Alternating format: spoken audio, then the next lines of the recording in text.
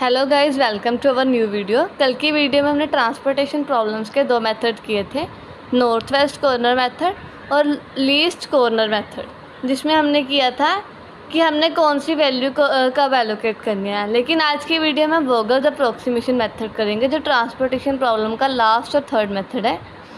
सबसे पहले practical question शुरू से करने से पहले हम थोड़ा सा थ्योरी की तरफ देख लेते हैं।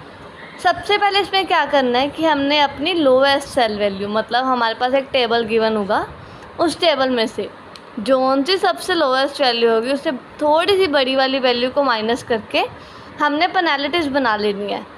ये सारी वैल्यूज़ दी होंगी, जैसे 4 गिवन है, 4 के जस्ट बाद वाला बड़ा वैल्यू, 4 के बाद बड़ी वैल्यू कौन सी है 6, 4 से 6 माइनस किए हमारे पास आ गया 2। ये हमारे पास हो गई पहली पेनल्टी नंबर 1। ऐसे हम आगे के पेनल्टीज़ बनाएंगे। पेनल्टीज़ कैलकुलेट करने के बाद हमारा नेक्स्ट स्टेप है कि हम रो और कॉलम लेंगे और उसमें से जो हाईएस्ट वैल्यू है, जैसे मेरे पास यहाँ पर पेनल्टी 1 की वैल्यू आ गई 2 4 6 2 2 1। सबसे बड़ी वैल्यू कौन सी है पेनल्टीज़ में से, ये 6 वाली। हम ये वाली साइड जाएंगे और जौन सी वैल्यू उसके सामने होगी उसे कैलकुलेट करेंगे। उसके बाद इस तरह से हम ये वाला रो डिलीट कर देंगे और ये वाली कॉलम डिलीट कर देंगे। नेक्स्ट प्रोसीजर हम यही वाला प्रोसीजर रिपीट करते जाएंगे। यहाँ तक कंप्लीट करने के बाद जब हमारी सारी वैल्यूज एलोकेट हो जाएंगी, हमारा नेक्स्ट स्टेप आएगा कि हमने मिनिमम ट्रांसपोर्टेशन कॉस्ट कैलकुलेट करनी है। थ्योरी के बाद हम हमारा नेक्स्ट स्टेप आता है कि हम प्रैक्टिकल क्वेश्चन की तरफ देखें कि प्रैक्टिकल क्वेश्चन कैसे सॉल्व होगा। सबसे पहले हमें ऐसे एक क्वेश्चन गिवन होगा जिसमें हमें पूछा जाएगा पेपर में, कैलकुलेट इट विद वैम, मतलब वोगल अप्रोक्सीमेशन मेथड। इसे उन्होंने हमें सिंपली कह देना है कि इस मेथड से सॉल्व करो। ये मेथड से कैसे हम सॉल्व कर सकते हैं, मैंने आपको बताया था कि सबसे पहले हमने क्या बनानी है, पेनल्टीज़। अब हम चलते हैं अपने टेबल नंबर 2 पे। सेम टेबल बनाएंगे, ए बी और सी, ये हमारे कंज्यूमर्स हैं, फर्स्ट सेकंड और थर्ड, ये 3 हमारे पास सप्लायर्स हैं। अब इसकी वैल्यू 6 4 1 8 9 2 4 8 और 6। इससे कितनी अवेलेबिलिटी है, जिसे हमें सप्लाई और डिमांड कह देते हैं, इसकी अवेलेबिलिटी है 14 12 और 5। इसकी रिक्वायरमेंट है 6 10 और 15। टोटल इनका पहले सबसे पहले हर क्वेश्चन में ये करना है कि हमने इसका टोटल चेक करना है कि टोटल इक्वल है। जी हाँ, इसका टोटल इक्वल है। नेक्स्ट स्टेप है पेनल्टीज़ बनानी है।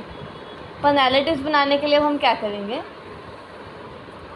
सबसे छोटी वैल्यू से जस्ट बड़ी वाली को माइनस। पहले की वैल्यू आ गई, यहाँ पे पेनल्टी 1 लिख लेना जरूर। पहले की वैल्यू आ गई 2, दूसरे पेनल्टी नंबर 1 हमारे पास आ गई 2, सेकेंड की आ गई 4, थर्ड की आ गई 2 में से 1 माइनस की 1। यहाँ पे हम बनाएंगे penalty number 1 same side, same procedure यहाँ पे रिपीट करेंगे जैसे हमने सबसे छोटी में से उससे बड़ी माइनस की थी। 4 में से 1 माइनस किया 3, 2 में से 8 माइनस किए 6, 4 में 6 माइनस किए 2। पहली वाली पेनल्टी सबसे बड़ी। नेक्स्ट स्टेप देखने के ना, सबसे बड़ी पेनल्टीज़ में से सबसे बड़ी पेनल्टीज़ कैलकुलेट करने के लिए सबसे छोटी वैल्यू चाहिए हमें। और जब हमने सबसे बड़ी अवेलेबिलिटी देखनी है, एलोकेशन करनी, तो पेनल्टीज़ में से सबसे बड़ी वैल्यू लेंगे। जैसे ये 6 लिया और अब टेबल में से जो सबसे छोटी वैल्यू है, जैसे सबसे छोटी है 2 पर जाके हम रुक जाएंगे। 2 के सामने अवेलेबिलिटी कितनी है 5, रिक्वायरमेंट कितनी है 10। रिक्वायरमेंट ज़्यादा है, अवेलेबिलिटी कितनी है कम, 5 10। सबसे छोटी वैल्यू यहाँ पे हम 5 एलोकेट कर देंगे। ये वाला सेल हमारा कंप्लीट हो गया, अवेलेबिलिटी ख़त्म होगी लेकिन अभी भी 5 यहाँ पर बची हुई है। नेक्स्ट ये वाली तो ख़त्म हो गई, यहाँ पर हम डैश डाल देंगे। P2 मतलब पेनल्टी सेकेंड, वो कैसे कैलकुलेट करेंगे, यहाँ पर तो कोई इफेक्ट नहीं पड़ा, सेम यहाँ पर भी कोई इफेक्ट नहीं पड़ा, ये तो ख़त्म ही हो गई।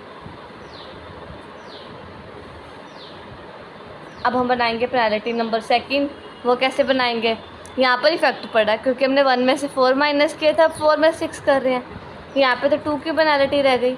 यहाँ पर 8 में से 9, यहाँ पर भी इफेक्ट पड़ा, यहाँ पर 1 रह गया, 4 से 8 गए 4। अब आप कहोगे कि ये भी 4 है, ये भी 4 है, हम कौन सी लें? हम ये वाली पेनल्टी भी ले सकते हैं और ये वाली भी ले सकते हैं। ये हमारे पेनल्टी सेकंड की वैल्यू आ गई 2, 1 और 4। सबसे बड़ी वाली सबसे छोटी वाली में देखेंगे कौन सी वैल्यू, 4। ये वाली साइड गए, 4 के सामने अवेलेबिलिटी कितने की है, 14 की, रिक्वायरमेंट 15 की। फिर रिक्वायरमेंट ज़्यादा है, अवेलेबिलिटी है हमारे पास कम, क्या करेंगे यहाँ पे 14 एलोकेट। ये वाला सेल भी ख़त्म हो गया, यहाँ पर भी 0, यहाँ पे भी 0, यहाँ पे क्या बचा 4। फिर अब हम बनाएंगे पेनल्टी 3। यही वाला प्रोसीजर सेम चलता जाएगा। यहाँ पर देखेंगे 4 बचा, 9, जो सी वैल्यू बच गई वो वाली लिख लो बस, 8। सबसे बड़ी तो 9 है, इस साइड चलेंगे, 9 ही बचा, यहाँ पे अवेलेबिलिटी कर दो। 9 पे कितने 12, यहाँ पे है 5, 7 बच गए हमारे पास, यहाँ पे आ गया 5। ये वाला सेल ख़त्म हो गया, यहाँ पे आ गया 0, बी वाला सेल भी ख़त्म। यहाँ पर बना लेंगे पेनल्टी 4, सेम यहाँ पे पेनल्टी 4।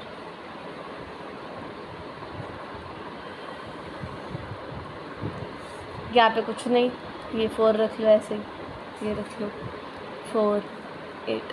अब हम यहाँ पर जाएंगे, सबसे ये वाला 80 बचा, 7 की अवेलेबिलिटी है, यहाँ पे 1 है लेकिन 1 लिख दो, 0, 8 को अवेलेबिलिटी दे दी, ये वाला सेल भी ख़त्म, 8 भी ख़त्म, ये भी ख़त्म, ये बचा। यहाँ पे ये वाला पेनल्टी 5 है, ये भी ख़त्म, 4 बचा। 4 कहाँ पे बचा, 4 के पास। हम यहाँ पर अवेलेबिलिटी कर देंगे 6 की, क्योंकि यहाँ पे हमारे पास 6 बचा था।